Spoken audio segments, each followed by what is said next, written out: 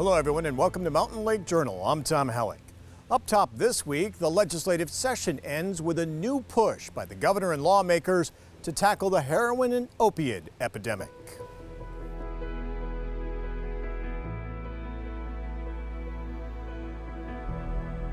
Among the flurry of last-minute bills, several recommendations from the task force that traveled the state over the past month looking for ways to combat the heroin crisis.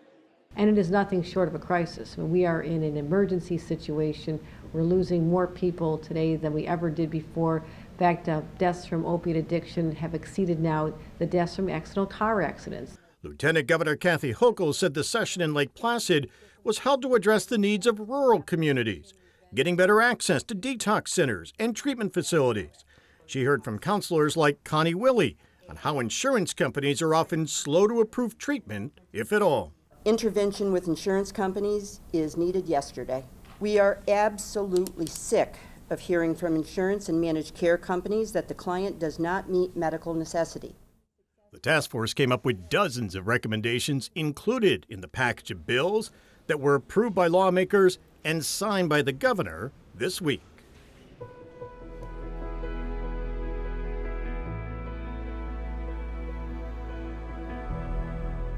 And Senator Betty Little joins us now. Welcome, nice to see you. Oh, thank you, it's nice to be here. The governor signed those heroin bills into law this week. What do you hope they'll do here in the North Country? Well, I think they're going to be very good to help us out to what we can do to counteract all the loss of life that we're seeing from these addictions and overdoses. The bills will allow for longer residential treatment and insurance companies covering it. They also have a prescription part of it where your first prescription for an opiate, if you had a back injury or, we find some surgeries and things like that, your first prescription would be 7 days and there'd only be one copay, but if after 7 days you found that medication was helpful and you wanted to continue taking it, you go back and get the rest of it for the remainder of the 30 days. With your help, a detox unit will now open in Schuyler Falls in the former youth center complex there. How will that help? Well, it'll help because to get residential treatment, they say you have to have 5 days of detox so that you're totally off the drugs before you go in to a treatment facility such as St. Joe's and Saranac Lake. And we didn't have any detox facility right around here, and you'd have to go to Albany or Syracuse. So this way you would be able to go to Schuyler Falls, have the detox for 5 days.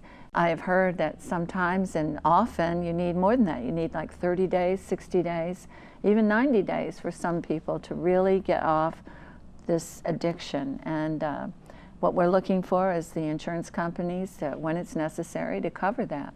So there's a lot of good things in this bill. There was a last-minute deal on ethics reform, taking the first steps needed to strip pensions from corrupt politicians and public officials. Good government groups, though, are blasting lawmakers for failing to close the LLC loophole that lets corporations give unlimited amounts to candidates. They say if there were ever a year to pass major reforms, it should have been this year, that this was the chance, the golden opportunity to do more. Well, I think we did pass major reforms. I said, in New York State, the New York State Constitution says that you cannot diminish a person's pension benefits once they've been given.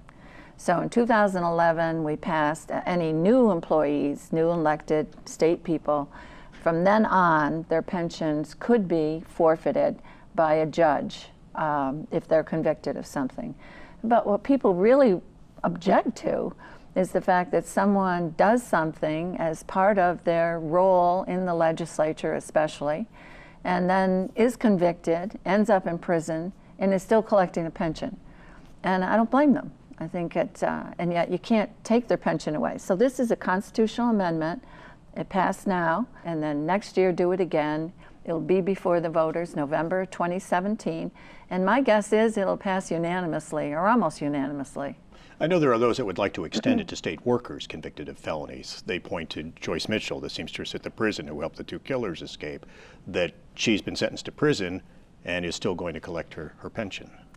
Well, there was a lot of discussion on that. I'm not sure where it goes with the state workers in the final analysis, but this is first passage, and then it'll be implemented as we go along next year after that's passed. Was there a sense that something had to happen this year, given the year with both of the leaders convicted, sentenced to prison for taking bribes and corruption, that something had to happen this year? I felt that way. You know, when it comes to the LLCs, there are LLCs like even law firms and things like that that are not doing what some of this bundling is doing.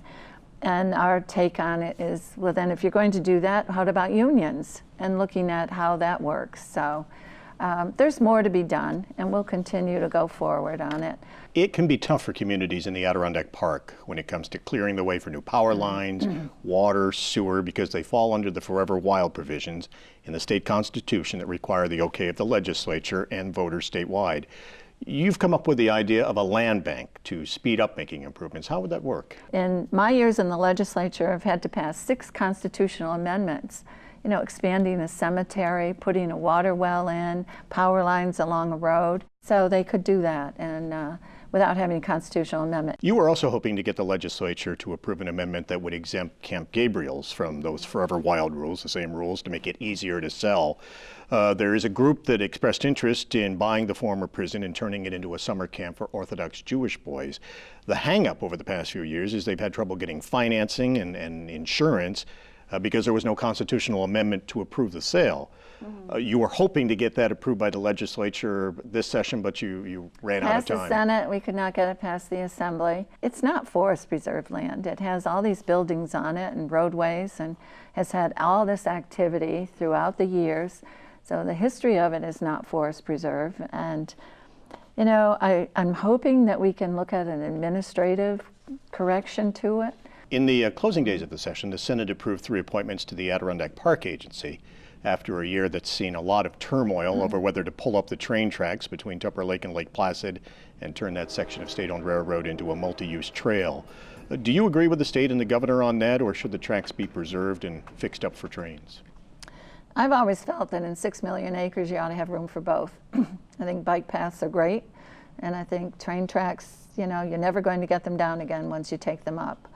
The compromise brings the tracks to Tupper Lake. I guess people could be bused further to Saranac Lake and Lake Placid, and yet Tupper Lake is not Lake Placid as far as in people's recognition of destinations.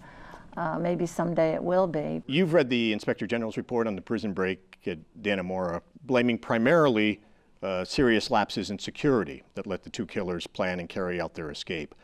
Along with the lax security, checking bags at the front gate, and the hundreds of missed head counts, was there anything else that jumped out at you? Well, you know, you had some employees that were working on the inside that got too familiar with the inmates. If you have one correction officer checking 200-some cells every couple of hours, it's bound to get lax. So that has to change. Do you have confidence that the Department of Corrections will be able to fix what needs to be fixed? Oh, I think they're going to have to.